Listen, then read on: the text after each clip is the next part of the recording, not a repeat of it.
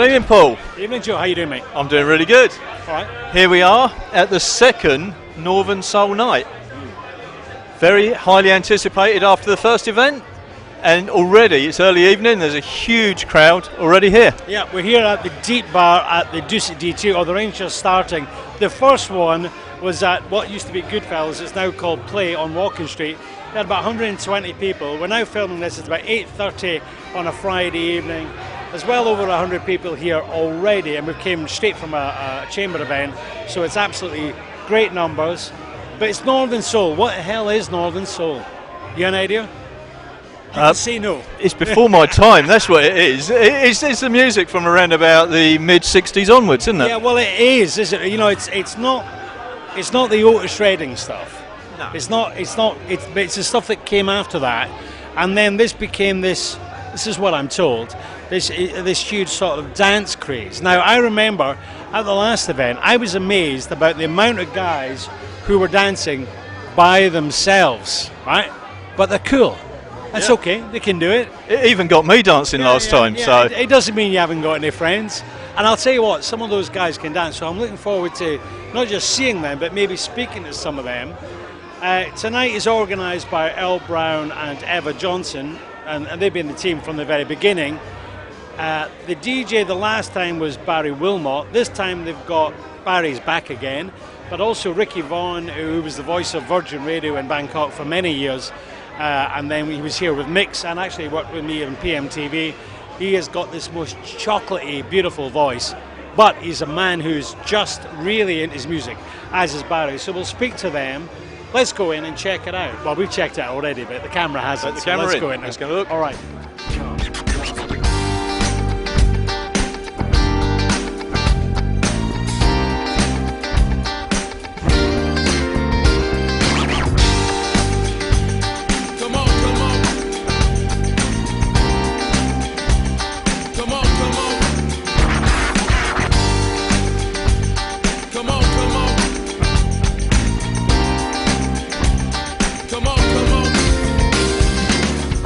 All right, the man who's kicked off the events here tonight for the second Northern Soul Night. He's just done a first hour.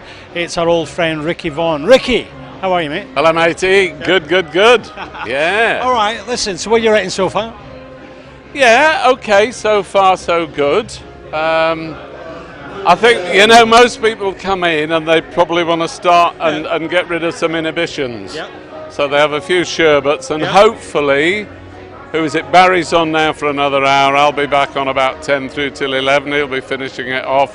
Hopefully by then they'll have had enough sherbets to start, going and going. We were saying this in the intro that actually, I haven't experienced anything like this before, and I was amazed the last time that the numbers there for the first event of this sort in Pattaya, but the amount of guys who are obviously very, very passionate about it. I mean the dancing, obviously the music. Sure. Lots of people, you say, you've interviewed people, I mean, you talk about Northern Soul, people never lose that passion. You may even actually, I started in a cellar club for £1 a night. Right, well that's what I'm still earning. £1? Love it. Oh my God, who's your employer? Absolutely. In a non-alcoholic coffee club down in Leeds called the BG. In the cellar. Then I went off to do other things and from there.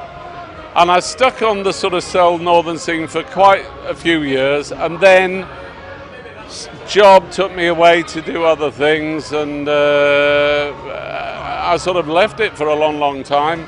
Then I came back, then I left it, then I came back, and now I'm sort of back with a vengeance. Okay, so it's a bit like a secret lover, right? It just never goes away. No, absolutely, one you can't get rid of. Yeah. It's like sort of hemorrhoids. Yeah, I was going to say herpes, but never mind. All right, so now Joe and I don't know if we're a bit young for it or we just don't know, because it's not soul, it's not Marvin Gaye and Otis Redding, it's after that, is it? Yeah, or is it a different genre? I mean, yeah, it is. I mean, people sort of, purists would look down on Motown and stuff, but when I first started, I was playing Motown, I was playing Otis Redding, but I was playing Northern Soul, not too much. I mean, then it was sort of like soul. And then that sort of drifted away. That was sort of the birth of everything, and then it got into what it is now. But you say you might be too young. I mean, I've been back to UK for 15 years, believe it or not. But I check out on the old website and all that, and the things like booming with young kids. And I think the funny thing is, it's kids that have actually, if you ask them, well, how did you get into Northern Soul then, Tommy? Well, my dad. So but that's it, you know, dads are responsible for a lot of music that gets handed sure, down, right? yeah. Whether it's soul or Jimi Hendrix. Yeah, well, absolutely. Well, listen, great effort. I mean, I know for you, this isn't work. This is, you know, this is you. This is a good crack. This is a chance for you to get out and do something that you, as a hobby, and do it kind of professionally. Yeah, I mean, I hope later on we'll see a few more people dancing. The venue's okay. Difficult part from a DJ standpoint is that you're actually working two levels, so you can't see what is actually going on top, whether people are having fun or they're not. And certainly when you're not working radio and you're working live gigs, what you thrive on is that visual feedback. Are people dancing? If they're not dancing, then it's up to you to put something on that'll make them dance.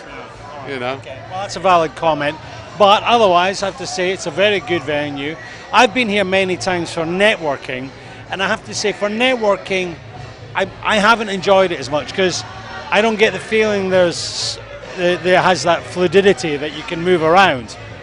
But maybe that's because I'm looking at it from a corporate side. Yeah. Because tonight I've been kind of working the room, so I'm contradicting myself. There you go, right. Again. Yeah. All right, listen, great effort, Ricky, and I'll tell you what.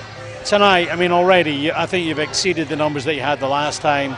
Well, you know, that's down to, and I've got to say, it's down to Eva Johnson and Earl Brown. Yeah. They sort of started the thing off with Barry. Yeah. And I attended the first one, and I was listening. In fact, a pal of mine, I wouldn't have known about it except for a pal of mine who said, Ricky, Northern Soul Night at play. And I said, wow, okay, let's go. And then I gate crashed the party and said, I think you need me in as well. So that's how it came. Yeah. Well, there you go. Well, listen, you did a great first set. We'll look forward to your second set.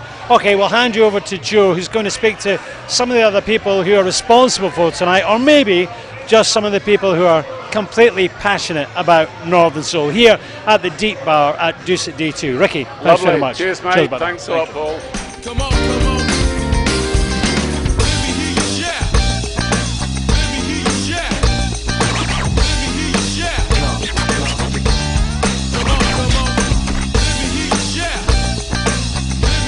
Okay, thanks, Paul. And we're now here with Barry Wilmore. Good evening, Barry. Hi there, Paul. Yeah. I'm Joe. Joe, that's Paul. Yeah, sorry. We just had Paul. He was interviewing Ricky now. That's right. Now you got yeah. Joe. Okay, Joe. Yeah. Barry, you covered the first event, which was at Play. Yeah. And now November the 25th. Yeah, and now you're back here at the Deuce at D2. Absolutely. What is it about Northern Soul? Northern Soul is, to be as quick as I can, to summarise quickly, it started from the mod scene in the mid-60s in England, in clubs like the Flamingo, the Marquee, the Whiskey in Birmingham, the Twisted Wheel in Manchester. And in the late 60s, the northern DJs went over to the United States and brought in all this music that was never released in the UK and started playing it. To distinguish between the two sounds, the southern parts of the UK played a sort of funk soul, whereas the northern parts of the UK played a two beats to the bar, Tamla Motown style, and it became known as Northern Soul, i.e. soul music played in the north of England. So where would Gladys Knight and the Pips fall into that category? Absolutely right in. From Detroit, they were Motown, but they were one of the original groups back from the early 60s, and they fit into it right smack in the middle. They had more commercial success than the majority of Northern Soul artists, but they fit right in the middle. I'm going to play a couple of Gladys Knight tracks later. Okay, we're going to look forward to that. Yeah. And also, everybody's dancing. Yeah, I want a few more to dance, but it takes a bit of time. It's still early, it's only 9:15. Wait till 10 o'clock, wait till 11 o'clock, and then we'll see. when the old amber nectar kicks in a little bit, maybe. Amber nectar, and the old guys like me start waking up, you know. And the music still moves us, that's the thing. And the Northern Soul scene throughout the world now, Australia, Europe, even the States, now Thailand. Northern Soul moves the people. Okay. Well, as I say, it's so great. It even gets me dancing. Good. And while Paul was interviewing Ricky, yeah. I was dancing with his wife Gal. Oh, lucky for you. Yeah, so I sneaked a quick dance in with her. Yeah. As I say, everyone's having fun. It's a great social event. Yes, it is. Yeah, it is a fantastic evening. You know, and the fact is that all the money is going to Melissa Cosgrove Foundation. It makes it even better. It does. Yeah. Barry, it's been a pleasure meeting you. And you, Joe. Yeah. We're going to have a great evening. We will. Let's yeah. go. Thank you. Yeah. And now I'm going to hand the microphone back to Paul.